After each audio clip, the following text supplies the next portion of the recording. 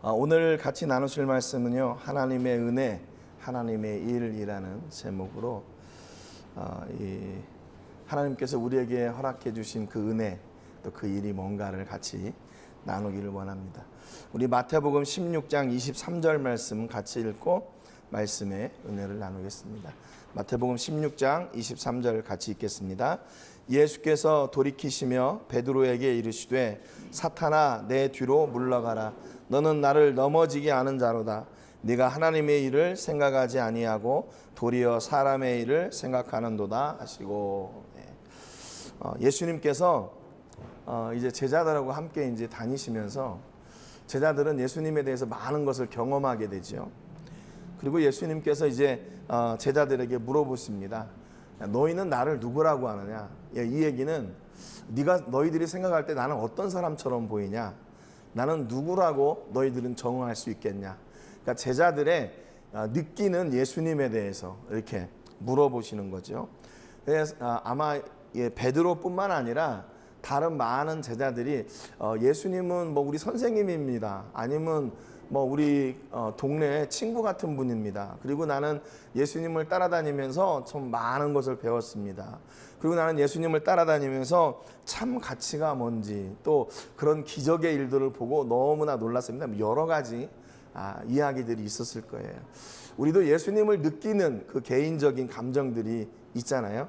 그런데 예수님께서 답을 이렇게 바라고 기다리셨던 말씀이 있는데 이게 바로 베드로가 했던 이야기입니다.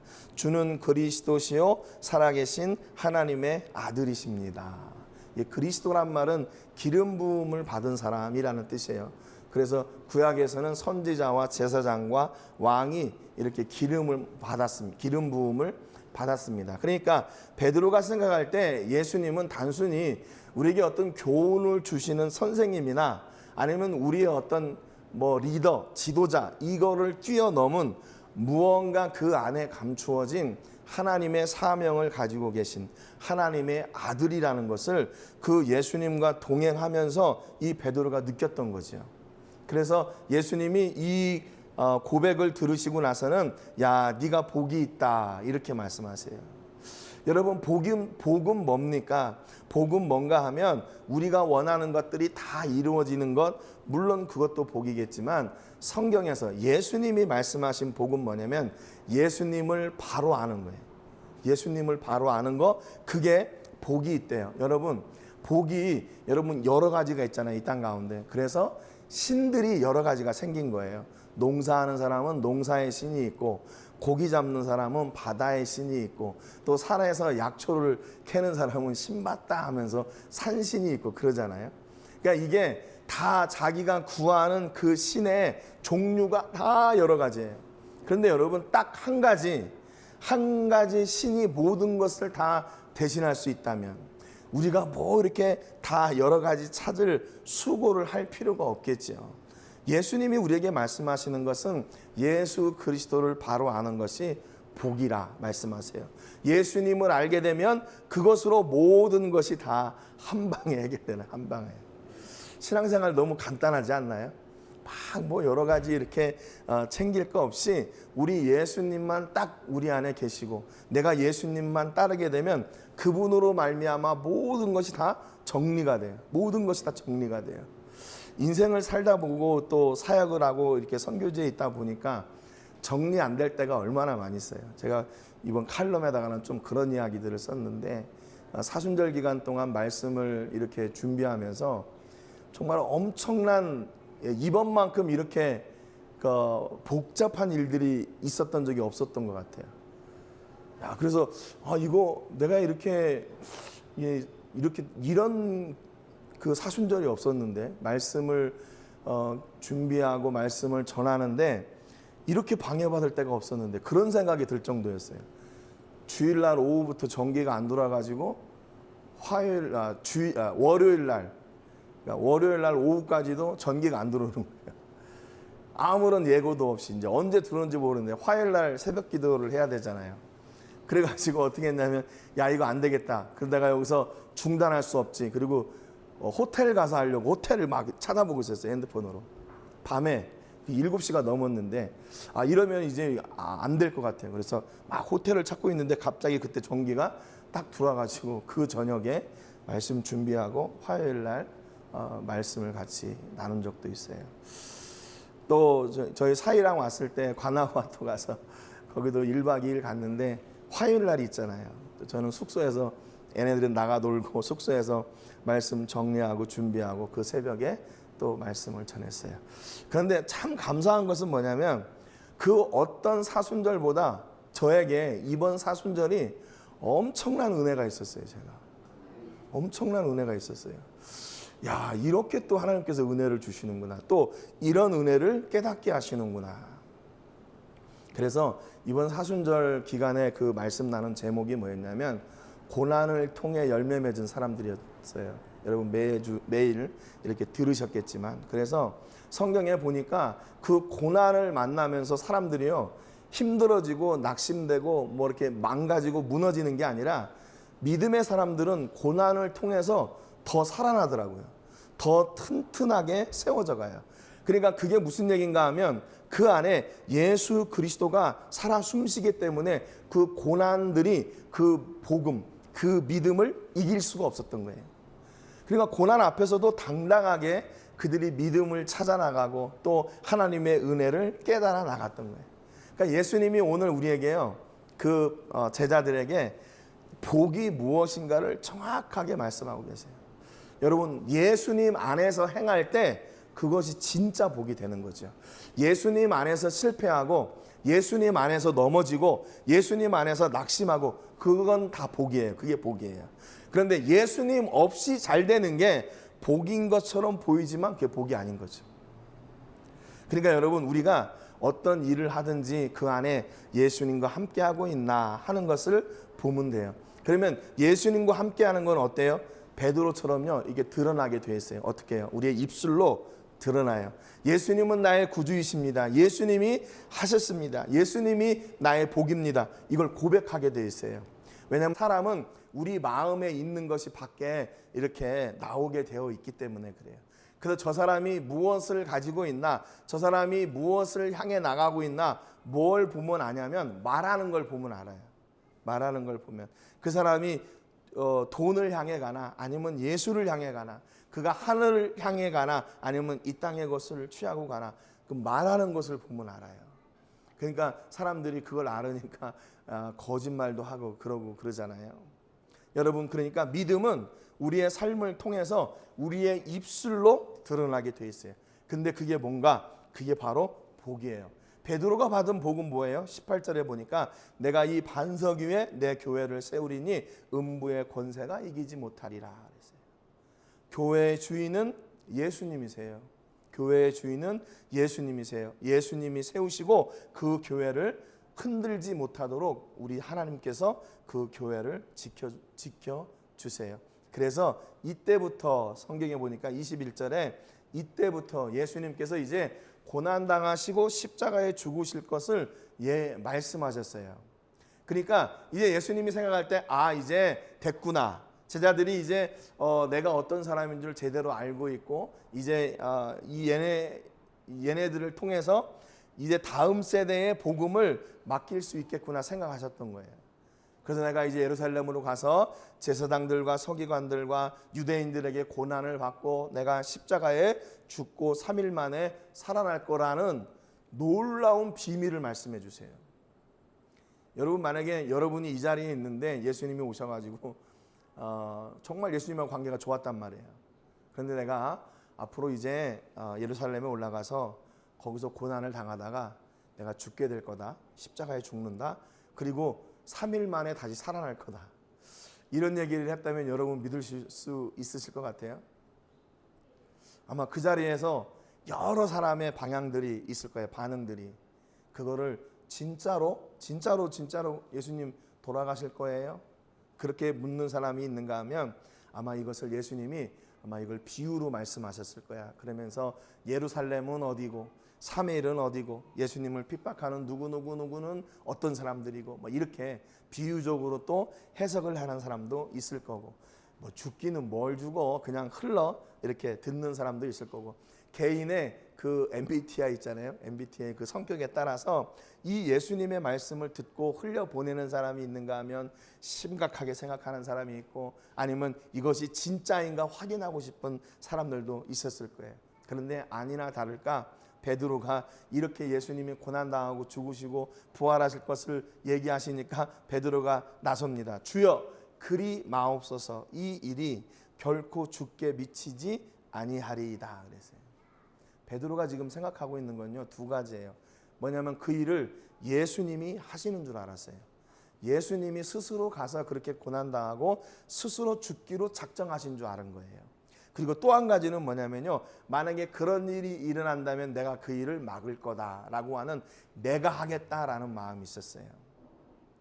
얼마나 의로운 마음이에요. 선생님을 생각하고 사랑하는 사람을 위해서, 아니 사랑하는 사람이 고통당한다는데 그걸 듣고 가만히 있을 사람이 어디 있습니까? 그러니까 베드로가 울분에 차가지고 그럴 수 없지요. 예수님 그렇게 하지 마세요. 내가 만약에 예수님이 그렇게 하려면 내가 막을 겁니다. 아마 베드로가 예수님보다 등치도 좋고 그랬을 거예요. 왜냐하면 베드로는 어부였잖아요. 그러니까 힘도 세고, 예수님은 목수의 아들로 태어나서 조금 이렇게 그 외모가 우리 성화에는 엄청나게 멋있게 나오지만 성경에서 묘사하고 있는 예수님의 모습은 그렇게 사람들에게 이렇게 확 끌리는 그런 정도의 얼굴이 아니에요.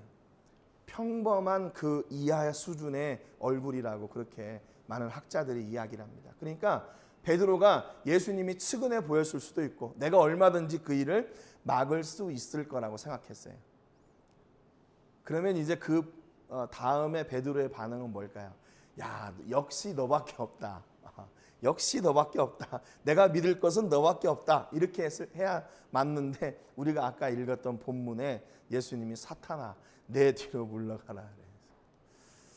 믿음의 칭찬을 받았던 사람이 이제는 사탄이 되어버리는 거예요. 사탄이 되어버려요. 너는 나를 넘어지게 하는 자로다. 그러니까 아까 복은 뭐라고 그랬어요? 예수님과 함께하는 건데, 사탄은 뭐냐면 예수님을 제쳐두는 거예요. 예수님하고 상관없이 사는 것. 그리고 네가 하나님의 일을 생각하지 아니하고 도리어 사람의 일을 생각하는구나. 하나님의 일을 생각하지 않고 사람의 일을 생각한다. 사람의 가치로 사는구나. 네가 하늘의 가치로 살아야 되는데 사람의 가치로 살아가고 있구나. 그러니까 눈으로 보이는 것, 내가 느끼는 것으로 네가 결정하고 그 일을 사는구나. 예수님이 한탄하셨어요. 예수님 굉장히 냉정하신 분이죠. 이게 갑자기 같이 이렇게 아주 친하고 너 잘했어, 네가 복이 있어 이러다가 사탄아 내 뒤로 물러가라. 그러니까 이게 얼마나 위험한 일이면 예수님이 베드로에게 이렇게 말씀하셨겠어요. 그러니까 이 말씀은요, 베드로의 심장에 새겨지는 말씀이에요. 여러분 언제 하나님 앞에서 우리가 이런 책망을 받은 적이 있어요? 하나님은 늘 위로해 주시고 우리와 함께 하시고 우리에게 복 주시고 잘했다 칭찬하시고 위로하시고 격려하시는 하나님이시잖아요. 근데 베드로는 사탄아 내 뒤로 물러가라, 너는 나를 넘어지게 하는 자다. 그러니까 이 책망의 말씀이 그 안에 새겨지게 되겠죠. 그리고 나서도 또 실패하고 넘어졌지만 말이죠. 여러분, 우리가 우리의 가치를 어떤 것으로 가지고 사나 우리의 삶을 통해서 드러나요. 아까는 우리의 입술을 통해 드러난다고 그랬잖아요. 여기서는 이제는 내가 가지고 있는 그것이 내 삶을 통해 드러나게 돼 있어요. 내가 욕심의 사람인가 아니면 내가 사랑의 사람인가 우리의 삶을 통해 드러나게 돼 있어요. 여러분, 성도의 삶이 어떻게 드러나요? 내가 말로 나는 성도, 나는 그리스도인입니다, 크리스찬입니다 라고 고백하지만 그 고백의 삶의 현장이 이렇게 그 삶의 현장을 통해서 내가 그리스도인인 것이 드러나게 돼 있어요. 여러분, 교회가 교회로서의 모습이 언제 드러납니까? 그냥 이렇게 교회가 있다고, 십자가가 세워져 있다고 교회의 모습이 드러나는 게 아니라 교회가 교회다운 일을 할 때 그게 바로 교회구나라고 그 교회의 모습이 드러나게 돼 있는 거죠. 여러분, 교회고 성도고 그리스도인이라면 우리가 어떤 일을 해야 되나? 여기 예수님이 말씀하신 게 하나님의 일을 생각하고 그 일을 행해야 되는 거죠. 여러분, 하나님의 일과 사람의 일 너무 명확하지 않나요? 내가 중심되고 내 뜻과 내 의지대로 살고 내 계획대로 살고, 하나님은 제쳐두고 사는 삶, 그것이 바로 사람의 일을 위해서, 그리고 우리의 목적이 하나님이 아니라 하나님께서 주신 그 일들이 아니라 세상의 일들, 하나님하고 상관없는 그 일들이 나의 목적이 될 때, 그게 바로 사람의 일인 거죠. 이에 예수님께서 뭐라고 말씀하시냐면, 제자들에게 이르시되 누구든지 나를 따라오려거든 자기를 부인하고 자기 십자가를 지고 나를 따를 것이니라 그랬어요. 여기 부인한다는 말은 헬라 말로 아파르네오마이라는 말인데, 이걸 내 것이 아니라고 하다, 부정하다, 포기하다, 그런 뜻이에요. 그러니까 예수님을 따라가는데 내 것을 다 내려놓고, 이제는 예수님을 따르는 사람은 내 것이 없는 거예요. 그럼 누구 것만 있어요? 예수님 것만 있는 거예요. 그러니까 어떤 사람이 뭐 무소유해가지고 나는 아무것도 소유하지 않습니다, 그러니까 그런 얘기를 하는데, 우리는 아무것도 소유하면 망해요. 우리는 무엇을 소유해야 되나? 예수님을 소유해야 돼요. 예수님이 우리 안에 다 들어오셔야 돼요. 내가 가지고 있던 세상의 목적, 그 계획들, 내 욕심, 그 자리에 이것은 내 것이 아니고 예수님만 나의 것입니다라고 세상의 것을 포기하고 예수님을 따르는데, 예수님을 모시는 것, 그게 바로 우리가 살아가는 삶의 모습인 거예요. 그러니까 예수님께서 주시는 것을 우리가 마땅히 누리는 것, 당연한 거예요. 예수님께서 주시는 복, 예수님께서 주시는 물질의 복, 예수님께서 주시는 영광의 복, 누리는 거 마땅한 거죠. 내가 예수님 믿으면서 물론 뭐 이렇게 그런 사람들도 있어요. 이것으로 인해서 내가 망가질까 봐 나는 이걸 완전히 다 포기하겠다. 물론 그것도 좋은 거지만, 왜 하나님께서 주시는 것을 부정하고 그것을 누리지 않습니까? 하나님께서 주신 것을 하나님의 영광을 위해서 사용하면 돼요. 우리의 시간과 우리의 달란트와 우리의 물질과 우리의 생각과 우리의 열정을 하나님을 위해서 사용하면 되는 거죠. 그래서 부인하고 자기 십자가를 지고 나를 따를 것이니라 그랬어요. 십자가를 옛날에 부흥사 뭐 이렇게 오시면 예수 안 믿는 남편, 예수 안 믿는 부인들이 막 자기 십자가라고 그랬어요. 저희 어머니도 우리 아버지가 십자가라고 맨날 술 먹고 와가지고 막 그냥 이렇게 깽판 치고, 저도 그랬어요. 우리 집의 십자가는 우리 아버지다. 우리 아버지다. 왜 저렇게 그러시나. 그런데 그런 것이 우리 십자가일 수 있어요. 십자가는 무언가 내가 예수님을 향해 닮아가기를 원하는데 그것을 자꾸 이렇게 끌어내리는 것들이에요. 우리를 방해하고 우리를 넘어지게 하고 우리의 길을 흐트러지게 하는 것들입니다. 여러분, 그런데 그 십자가를 지고 갈 때 그 십자가의 끝은 어디인가? 부활이에요. 부활이에요. 그러니까 우리가 여기에서 예수님께서 우리에게 허락해 주신 그 구원의 역사, 그 은혜를 누리며 십자가를 지고 사는 길이 고생의 길이 아닌 거죠. 왜냐하면 그 끝에는 부활의 영광이 우리를 기다리고 있기 때문에. 여러분, 그러니까 십자가는 우리에게 영광이고 십자가는 우리에게 축복입니다. 우리에게 축복이에요.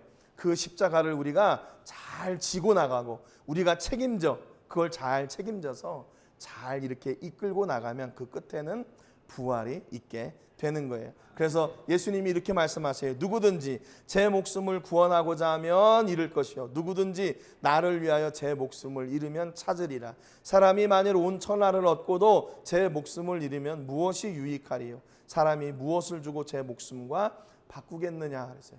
성경의 원리는요 참 희한해요. 왜냐하면 이게 비우려고 하면 채워지고 채우려고 하면 비워진대요. 그러니까 우리가 우물 얘기 많이 하잖아요. 막 이렇게 샘이 솟아오는데 이게 아까워가지고 물을 안 떠먹고 계속 가두어 놓는 거예요. 그러면 물이 썩게 되잖아요. 그런데 그 물을 계속 퍼내면 거기 안에서 계속 새로운 샘물이 솟아나게 된다는 거죠. 그러니까 예수님이 그렇게 말씀하시는 거예요. 네 목숨을 구원하고자 하면 잃을 것이고 누구든지 나를 위해 제 목숨을 잃으면 찾으리라. 이게 성경의 놀라운 원리예요. 그러니까 세상은 반대잖아요. 네가 끌어 모아야 된다. 네가 지금부터 하나라도 모아야지 낭비하면 되냐? 그런데 성경은 어떻게 하냐? 계속 예수의 이름으로 나눠줘라. 네가 채우고 싶냐? 나눠줘라. 그러면 채워진다. 하나님 먼저 좀 채워주세요. 그러면 내가 할게요. 이게 아니라 야 먼저 나눠봐. 내가 채워줄게. 이 싸움이 하나님과 계속 우리 안에 있는 거예요. 네가 먼저 해봐. 아니 하나님 먼저. 하나님 먼저 해봐요. 그렇게 계속 하잖아요. 그럴 때는 어떻게 해야 돼요? 하나님 증거를 보여주세요. 저는 그렇게 기도해요. 어떤 큰 일을 두고 있는데 그걸 한꺼번에 하나님께서 채워주시기가 뭐 이렇게 현실적으로 좀 힘들고 어려울 때는 하나님 사인을 주세요. 저는 그렇게 기도해요. 그래서 저희가 그 코로나 기간에 도시락 나눔을 하면서 처음에 8번을 여기 이제 윤천석 선교사님이 모금을 해줘가지고 시작을 했는데 하나님 만약에 이 도시락 사역이 여기에서 지속적으로 필요하다면 하나님 사인을 보내주세요. 왜냐하면 거기를 이렇게 나누다 보니까 너무나 사람들이 너무나 많은 거예요. 그 당시에 직장도 없고 하루 끼니를 때워야 되는 사람들이 너무 많은 거예요. 그래서 8번 하고 딱 그치기가 굉장히 마음에 부담이 됐어요. 그래서 기도했어요. 하나님 사인을 보여주세요. 그런데 그때 어떤 그 지난번에 여기 오셨던 그 호주에 계신 그 도서 출판하시는 그 대표님이 당신이 교회 사역을 좀 돕고 싶다고 저를 개인적으로 돕고 싶다고 그래서 후원을 해주셨어요. 아 이게 사인이구나. 그래서 그 도시락 나눔을 시작을 하게 됐죠. 여러분 혹시 여러분이 앞에 어떤 일을 두시고 기도하실 때 이게 될까 안 될까 이게 답답하고 또 뭔가 이렇게 막연할 때 그때는 하나님한테 사인을 보내달라고 하세요. 하나님 뭔가 사인을 주세요. 그 일을 이루시겠다는 하나님의 의지를 하나님의 뜻을 보여주세요. 그러면 내가 그 뜻을 쫓아서 내가 순종하며 나가겠습니다. 그런데 그때 순종하며 나갈 때 이게 내가 내 것을 쓰고 내 시간을 투자하고 내가 뭘 해야 되니까 마이너스처럼 보이잖아요. 그런데 하나님이 그걸 통해서 우리가 상상할 수 없는 놀라운 은혜와 역사를 해주세요. 27절에 보니까 그렇게 나갈 때 인자가 아버지의 영광으로 그 천사들과 함께 오리니 그때 각 사람이 행한 대로 갚으리라. 그 끝을 십자가의 끝을 순종하며 나갈 때 아버지의 영광, 하나님의 영광이 그 안에 있대요. 여러분 그러니까 우리가 이 은혜, 그 영광, 그 복을 쫓아가기 위해서는 뭐예요? 예수님과 함께 내 것들을 다 내려놓고 예수님으로 채우고 그 길을 가게 되면 마지막 그 길은 하나님의 영광이 있는 거예요. 여러분 우리는 늘 이 선택의 기로에서 살아야 돼요. 요한복음 12장 3절에 보니까 마리아, 이 베다니 마리아인데요. 이 마리아가 예수님이 들어오셨을 때 지극히 비싼 향유 곧 순전한 나드 한 근을 가져다가 예수님의 발에 붓고 자기 머리털로 예수님의 발을 닦았어요. 그랬더니 온 향기가 집안에 가득하게 됐습니다. 이 나드 향은요 당시에 지금도 그렇지만 히말라야 고산지대에서 나오는 풀에서 추출한 유향과 같은 그런 향의 일종이래요. 그래서 이게 한 병에 300g 정도 담겨 있는데 이게 이 가치가 300데나리온이래요. 300데나리온. 그러니까 데나리온은 1일 품삯이거든요. 그러니까 이게 이 병 하나에 340g 달린 이 병 하나에 1년치 연봉인 거예요. 그 향유가. 근데 이 마리아가 그것을 예수님에 갖다가 붓는데 전혀 이게 막 이렇게 찔찔찔찔한 게 아니라 그냥 왕창 쏟아부어요. 왕창 쏟아부어요. 그러니까 그것은 뭐예요? 이 마리아가 가지고 있는 예수님에 대한 그 사랑의 표현이 그 삶을 통해 드러나게 되는 거죠. 그러니까 이걸 보고 가룟 유다가 야 그거 300데나리온이나 되는데 1년치 연봉인데 그걸 팔아가지고 가난한 사람들한테 나눠주지 예수님한테 그걸 바르냐? 너 왜 이렇게 생각이 없냐? 이렇게 하는 거예요. 그러니까 지금 벌써 이 마리아와 이 가룟 유다가 무엇을 향해 사느냐, 무엇을 가지고 사나가 이렇게 분명히 드러나죠. 그러니까 지금 마르다의 예수님을 향한 사랑, 그리고 가룟 유다의 그 돈을 향한 그런 아쉬움, 왜 이 가룟 유다가 이렇게 했나 보니까 이렇게 말하면 가난한 자들을 생각함이 아니요 그는 도둑이라 돈꾀를 맞고 거기 넣는 것을 훔쳐가매라. 이 요한이 아주 각주를 달아놨어요. 가룟 유다가 왜 저랬나? 도둑이기 때문에 그렇다. 도둑의 관심은 하나님이 아니라 예수님, 도둑의 관심은 하나님이 아니라 물질이기 때문에, 예수님이 아니라 오직 그 돈에 관심을 가지고 있기 때문에 이렇게 했다는 거죠. 그러니까 이게 숫자적으로 수학적으로 계산하면 여러분 이게 답이 나옵니까? 신앙생활하는 게 토요일까지 열심히 일하고 주일에 또 아침부터 와서 예배하고 이렇게 다 준비하고 또 예배하고 또 이 쉬는 시간이 없잖아요. 그걸 왜 해요? 이게 미치는 장사 아니에요? 미치는 장사. 세상으로 말하면. 그런데 하나님께서 우리에게 이렇게 봉사하고 충성하고 예배 나갈 때 하나님께서는 우리에게 놀라운 은혜를 주셔요. 그러니까 이거를 놓치지 못하는 거예요. 제가 또 이제 개인적인 얘기, 사순절 기간 동안에 이제 작년에 우리 로뎀교회 성도님들하고도 말씀을 같이 나누려고 이제 우리 교회 말씀을 나누고 그 다음에 그 말씀을 에스파뇰로 다 이렇게 번역을 했어요. 작년에는 한 반절 하고 나서 못했어요. 못하겠더라고요. 시간도 없고 이게 너무 힘이 들어가지고 안 되더라고요. 그래서 올해는 작정을 하고 내가 이건 올해는 꼭 해야 되겠다. 그래서 말씀 준비하고 또 에스파뇰로 다시 번역하고 그러니까 뭐 그 다음 날 뭐 새벽까지 잠도 못 자고 그랬었어요. 근데 아무튼 다 이렇게 끝나고 나니까 거기에 참 은혜가 있어요. 그래도 우리 성도들이 모르겠어요. 우리 성도들은 이렇게 읽는 거나 이런 거에 별로 영감을 많이 못 받는 것 같아요. 한 우리 그 카톡 저기 왓츠업 방에 한 열 몇 명 있는데 좋아요 누르는 사람 한 명, 두 명 있더라고요.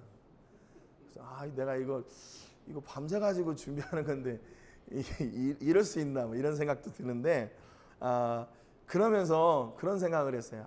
이 하나님의 은혜가 그래서 충만하구나. 제가 그래서 그걸 깨달았어요. 어떻게 보면 바보 같은 짓이지 않을까. 그냥 뭐 하나만 해도 될 텐데 그 시간을 이렇게 해서 이렇게 될까.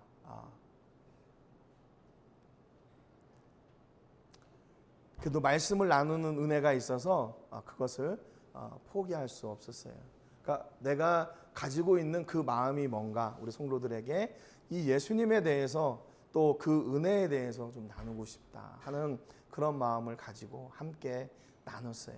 여러분 그러니까 우리가 인생을 살아가면서 가치를 늘 이렇게 저울질하고 사는 사람들이 있어요. 뭔가 이렇게 그거는 나쁜 게 아니라 성격이 그런 거예요. 이거를 어떻게 해야 되나? 내가 어디에 시간을 투자하고 내가 어디에 물질을 투자하고 내가 내 삶을 어디에 투자해야 더 효과적인가? 이거는 틀린 게 아니라 원래 그 사람이 가지고 있는 품성인 거예요. 옛날에는 여러분도 아마 어렸을 때 신앙생활 하실 때 만약에 이게 옳습니까? 뭐 목사님 말씀하시는데 저게 옳습니까? 했으면 너는 왜 이렇게 믿음이 없어? 믿음으로 해야지 뭐 이렇게. 그리고 이게 이렇게 했을 때 어떤 게 더 효과적이고 뭐 교회에서 이런 얘기 할 수 있었어요? 없었어요.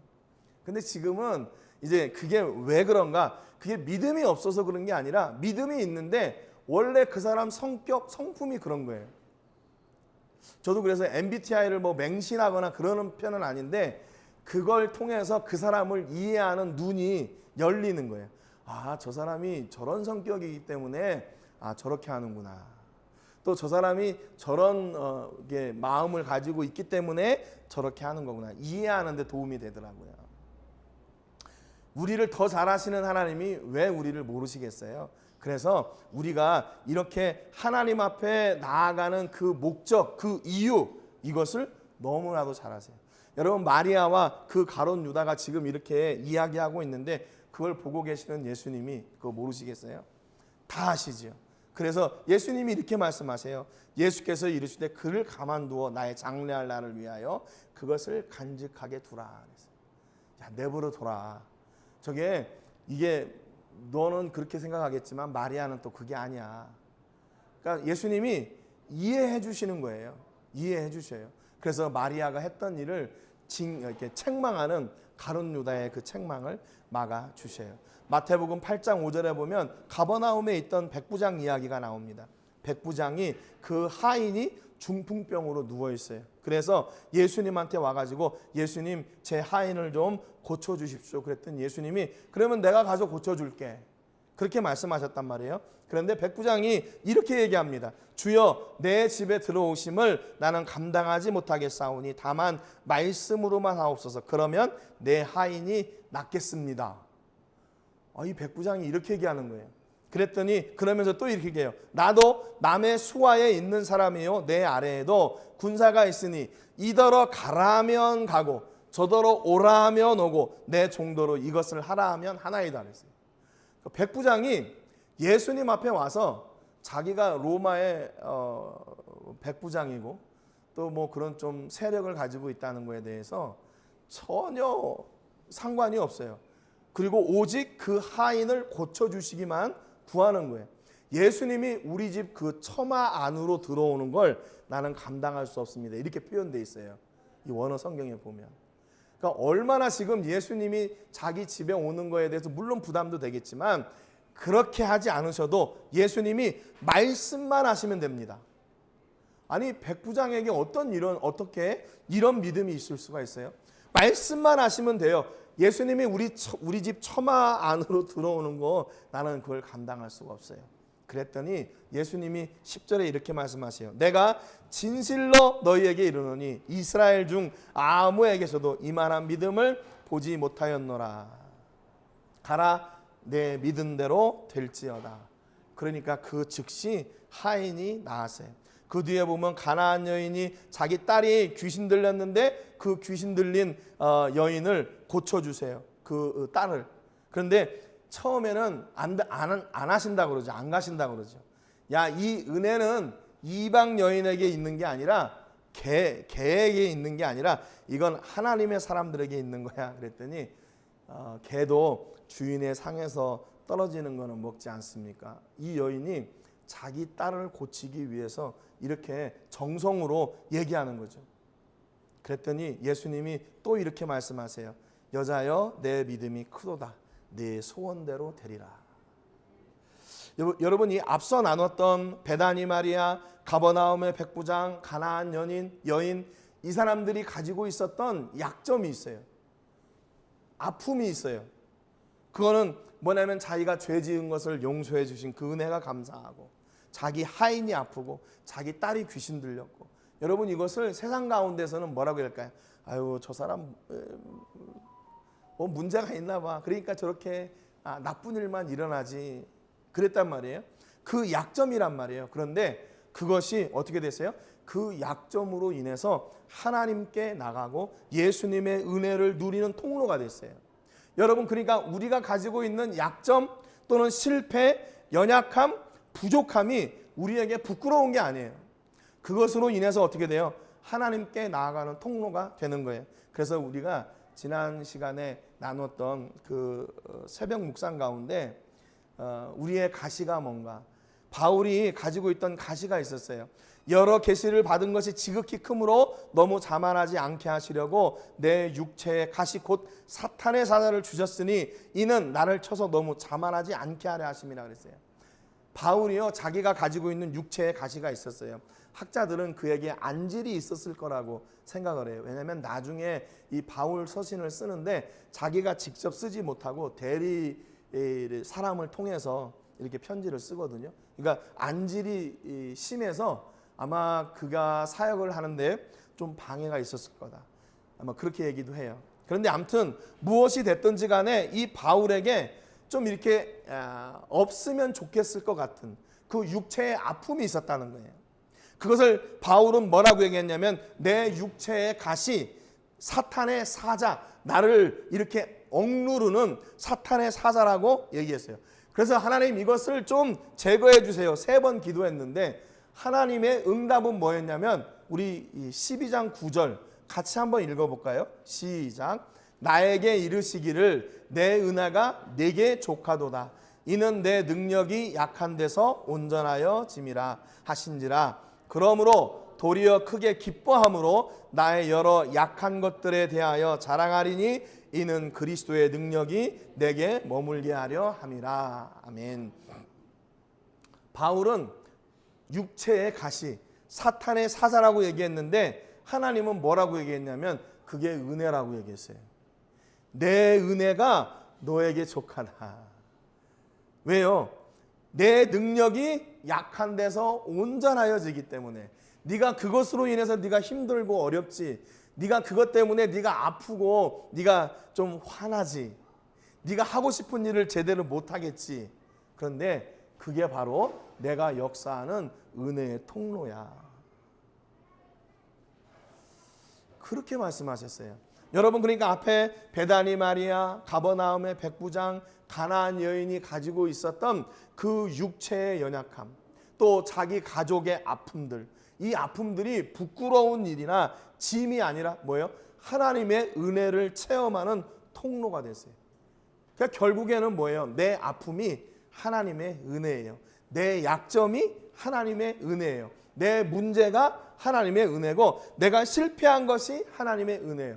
그것을 통해서 내가 하나님을 더 깊이 만나게 되고 그것을 통해서 내가 하나님을 더 경험하기 때문에 그래요. 만약에 우리에게 이런 약점이 없다면 우리가 하나님 구하겠어요? 여러분, 베드로의 약점이 뭔지 아세요? 베드로의 약점? 베드로의 약점은요, 너무 강한 거예요. 너무 강한 게 그의 약점이에요. 너무 잘하는 게 그의 약점이에요. 부족함이 없는 게 그의 약점이에요. 그러니까 예수님이 일할, 하나님이 일할 통로가 없는 거예요. 왜냐하면 예수님 없이도 잘 되니까, 예수님 없이도 내가 잘할 수 있으니까 예수님을 구할 수 있는 그런 길이 없어요. 그런데 내가 모자라고 부족하고 힘들고 연약해서 예수님을 찾을 수 있다면 그것이 우리에게 은혜예요. 하나님, 내가 이렇게 부족합니다. 내가 이렇게 약합니다. 내가 이렇게 아무것도 할 수 없습니다.